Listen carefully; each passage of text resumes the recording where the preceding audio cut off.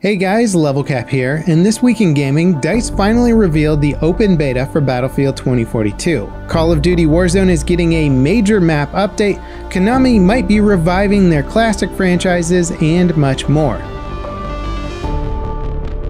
The Battlefield 2042 open beta kicks off next week. It'll be the first and likely only chance we get hands-on time with the game before launch. Pre-order customers and EA Play subscribers will get early access on the 6th. Everyone else can play starting on the 8th. Unfortunately, the beta will have some limitations. Crossplay between platforms is enabled, but only for matchmaking. You won't be able to party up with friends across different platforms, though you should be able to join each other's matches via the in-game server browser, assuming that there even is a server browser. Mouse and keyboard support is disabled for consoles for the beta, and DICE is still deciding if they're even going to add it after launch. Preloading goes live on October 5th for all platforms, and the beta ends on the 10th. It'll offer Conquest and Team Deathmatch on the orbital map, a handful of specialists, and a limited selection of weapons. As for anti-cheat, the beta will utilize easy anti-cheat. DICE are taking a hardline stance against cheaters from now on. Get caught and you're banned permanently. No warnings or temporary bans. And they won't just be banning accounts either. Bans will include your IP address and hardware as well. Reporting cheaters in 2042 will allegedly be a streamlined in-game process as well. Now, the beta trailer looked very good, and I can't wait to get my hands on the game. Stay tuned for in-depth coverage of the beta. Now, aside from Battlefield 2042, EA are making some significant changes. Internally, longtime CFO Blake Jorgensen is leaving the publisher next summer. He served as both the company's CFO and COO since 2012. EA are promoting Laura Mealy as the new COO. She was previously the head of EA Studios and is a 22-year veteran at the company. Her promotion makes her the second highest ranking executive at EA and one of the highest ranking women in the entire industry. The Call of Duty Warzone Season 6 update goes live on the 7th, and the gameplay trailer gave us a brief glimpse at some significant changes coming to Verdansk. The Battle Royale map has finally been destroyed. Well, sort of. The stadium and downtown areas have been devastated by an underground bombing. The bunkers scattered around the map got a World War II themed overhaul, and the original Gulag is back. The Halloween Warzone event is also returning on the 19th. Overall, this is a pretty major send-off for the Cold War integration with Warzone. Call of Duty Vanguard will be integrated with the Battle Royale after launch and brings an entirely new map with it. A new rumor floating around says Konami is working on new Metal Gear, Castlevania, and Silent Hill games. It sounds like they're doing either a remake of Metal Gear Solid 3 or a direct follow-up to that particular title. The Castlevania game sounds like a reboot for the franchise, so there's no telling what it might end up being. Where things get interesting is Silent Hill. Konami is allegedly working on multiple new titles in the franchise, and one has been outsourced to a Japanese developer. While some outlets speculate that Hideo Kojima's Silent Hill project is back on, that seems unlikely. Konami recently announced a total restructuring of their gaming business, and we'll likely start getting reveals for new titles next year. Insurgency Sandstorm's developers are working on updates for the game's console port. It launched earlier this week to rave reviews, but there's a handful of issues with the game that need to be addressed. A recent update for Xbox players should have fixed some of them, and crashes on both platforms are still under investigation. Sandstorm's developers have been very proactive with the game's PC version, and there's no reason to suspect that they won't get these issues sorted out on console quickly.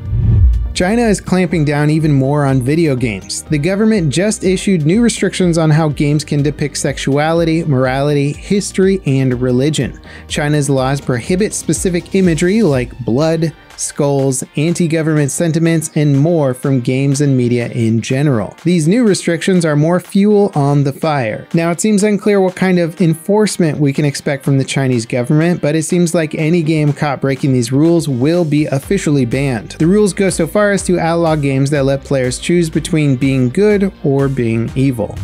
Sony do not appear to be done buying up studios. They just acquired Demon's Souls remake studio Bluepoint Games and have their sights set on other studios as well. The biggest players in the game like Microsoft, Sony, Epic, Tencent, and others have been on a spending spree in the past 2 years, gobbling up any studio looking for a buyout.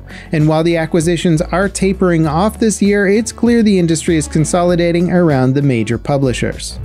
EA have added 4 new titles to Nvidia's GeForce Now game streaming service. Dragon Age Inquisition, Mirror's Edge Catalyst, Battlefield 1, and Unravel 2 are all available on any device supported by the service. Technically, that means you can now play a full-on Battlefield game on your phone, and while game streaming is still a relatively niche way of playing, it's improved dramatically over the past few years. Aside from bandwidth requirements and latency issues, game streaming is now nearly indistinguishable from running it on local hardware. Capcom is refocusing their game development around PC. They're aiming for a 50v50 split of revenue between PC and console platforms. That means their console-exclusive titles like Monster Hunter Rise will be getting PC releases. It also means no more timed console exclusives in the future. Apparently, they're changing things up thanks to record sales of Resident Evil and the PC release of Monster Hunter World outselling the PlayStation version in Western markets. The latest version of Halo Infinite's technical playtest has been a massive improvement over the past builds. It improves performance on all platforms while finally achieving a stable 120 FPS experience on the next-gen consoles. The big outlier here, though, is PC, which still struggles to run the game at acceptable performance levels. The current playtest runs through the weekend and offers big team battle with multiple modes like CTF and Domination. The final DLC in the Elder Scrolls Online expansion, Gates of Oblivion, launches on November 1st. It concludes a year-long storyline that serves as a prequel to Elder Scrolls 4. The Deadlands will clock in at around 20 hours of gameplay and takes players to multiple new locations. The highlight of the DLC is a new city called Fargrave. It'll be one of the biggest cities in the MMO and will serve as a key destination for trade and travel.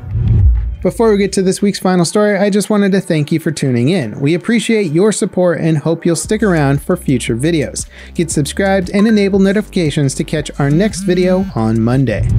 3 classic Grand Theft Auto games are almost certainly getting remasters. A Grand Theft Auto Trilogy collection was rated in South Korea. This rating board is often an early source of upcoming releases and has proven to be quite reliable for leaking unannounced games.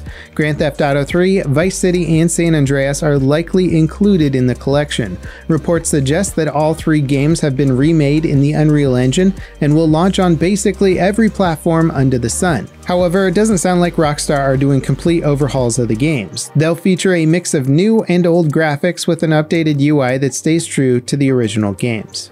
And that wraps it up for this week in gaming. As always, guys, thank you so much for watching, and I'll catch you next time. This is LevelCap signing off.